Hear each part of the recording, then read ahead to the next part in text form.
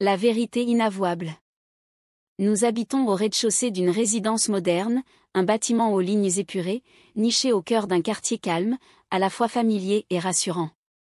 Ce quartier est celui de mon enfance, là où mes parents résident toujours, dans une maison chargée de souvenirs.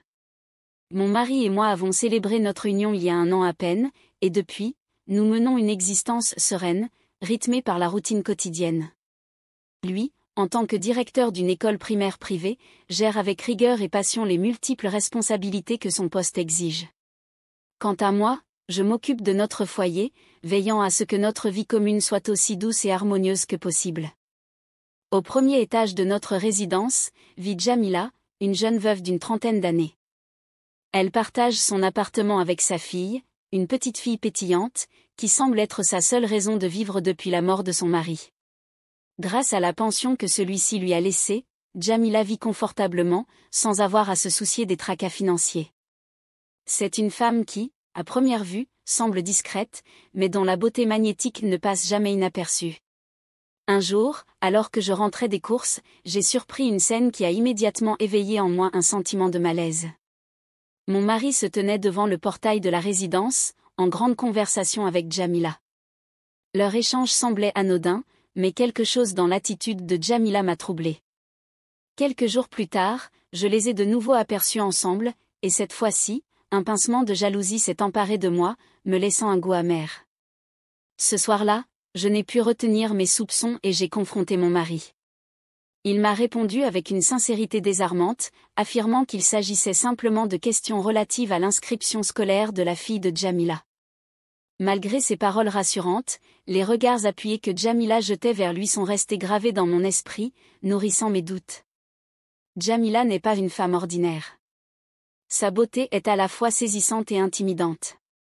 Elle possède un regard perçant, capable de transpercer l'âme, et des paroles suaves qui glissent avec aisance, enveloppées dans une douceur trompeuse. Derrière ces sourires apparemment bienveillants, je devine un esprit calculateur, une femme qui semble jouer un jeu subtil, où le charme et la manipulation se confondent. Chaque fois que je la croise, un sentiment de méfiance s'insinue en moi, difficile à ignorer.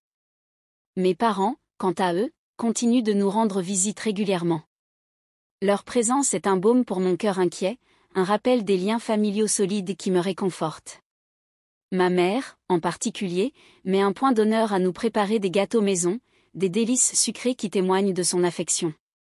Lors de l'une de ces visites, alors que nous dégustions ensemble ses douceurs, je n'ai pu m'empêcher de lui confier mes préoccupations au sujet de Jamila.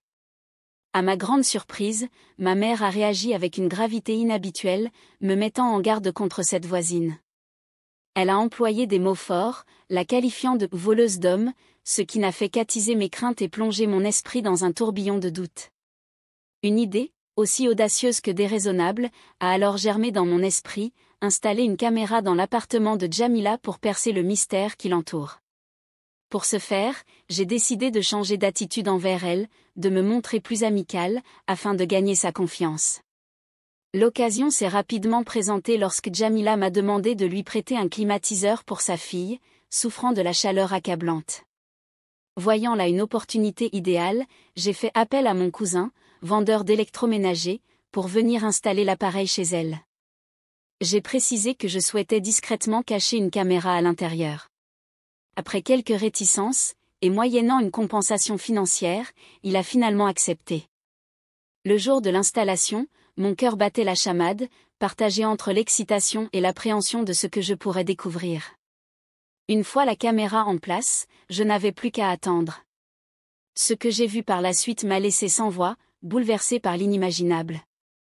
Ce n'était pas mon mari que Jamila recevait en secret, comme je l'avais redouté, mais mon propre père.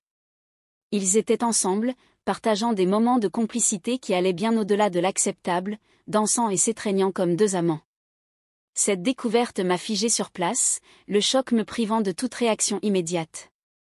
J'ai décidé de garder le silence, terrifié à l'idée de ce que cette révélation pourrait provoquer. Mon père, l'homme que j'ai toujours respecté et admiré, se trouvait désormais au cœur de ce secret inavouable. Révéler la vérité à ma mère serait comme déclencher une tempête qui pourrait tout détruire. Cette vérité m'est devenue insupportable, mais la seule solution que j'ai trouvée a été de la taire, dans l'espoir que le temps apaise ma douleur et me montre la voie à suivre.